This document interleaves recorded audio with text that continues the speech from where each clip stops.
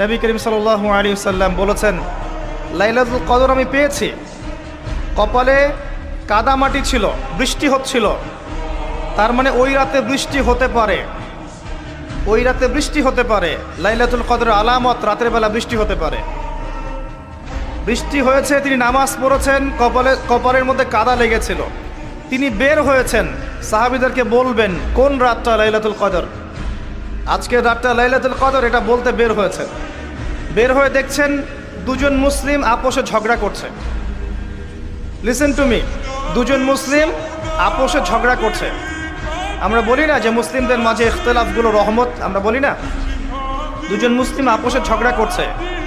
এই কাজটার কারণে আল্লাহ রাব্বুল আলামিন নবী সাল্লাল্লাহু আলাইহি ওয়াসাল্লামের হৃদয় থেকে এই কথাটাকে তুলে নিলেন। তিনি আর বললেন না এক্স্যাক্টলি কোন রাতে লাইলাতুল কদর ছিল, তিনি বলতেই বেরিয়েছিলেন যে কোন রাতে লাইলাতুল কদর ছিল। আমাদের ইখতিলাফের কারণে আমরা সেই নির্দিষ্ট রাতটাকে হারিয়ে ফেলেছি। তবে এর মধ্যেই খায়ের আছে, এর মধ্যেই কল্যাণ আছে। আরবিতে একটা প্রবাদ আছে, কুল্লু শার ইউজাদু ফিহিল খায়র, প্রত্যেকটা অকল্যাণের পিছনেই কোনো না কোনো কল্যাণ আছে। নির্দিষ্ট করে বলে দিলে আমরা বাকি রাতগুলো জাগতাম না।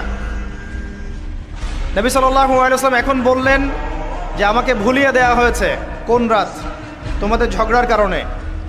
অতএব তোমরা শেষ দশকের বিজোড় রাতগুলোকে তালাশ করো।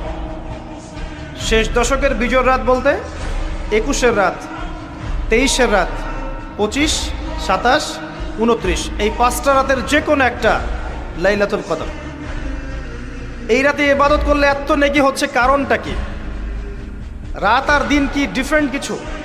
প্রত্যেক রাতেই কিন্তু আল্লাহ পাক প্রথম আসমানে নেমে আসেন, প্রত্যেক রাতে, শুধু শবে বরাতের রাতে নয়, শুধু নিসফে শাবানের রাতে নয়, কিন্তু প্রত্যেক রাতেই আল্লাহ পাক প্রথম আসমানে নেমে আসেন। তিনি কিভাবে নেমে আসেন এটা ব্যাখ্যা করার দরকার নেই আমাদের। আল্লাহ পাক বলেছেন নেমে আসি, বাস আসি।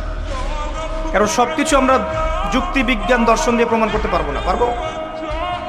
সায়েন্সকে জিজ্ঞাসা করেন যে স্বপ্নের ব্যাখ্যা কি, ঘুম কাকে বলে, আত্মা কাকে বলে, আত্মা কঠিন না তরল না বায়বীয়, পারবে সায়েন্স ব্যাখ্যা করতে? কবরের আযাব কি, জিন জাতি কি, জিন জাতি কাকে বলে, জিন জাতি কেমন দেখতে, মালায়েকা কেমন, তারা কিভাবে কাজ করে, তাদের ফাংশন কি, তারা কি ব্যাখ্যা করতে পারবে? আমাদের একটা চেতনা তৈরি হয়েছে, সায়েন্স যা বলবে তাই সত্য।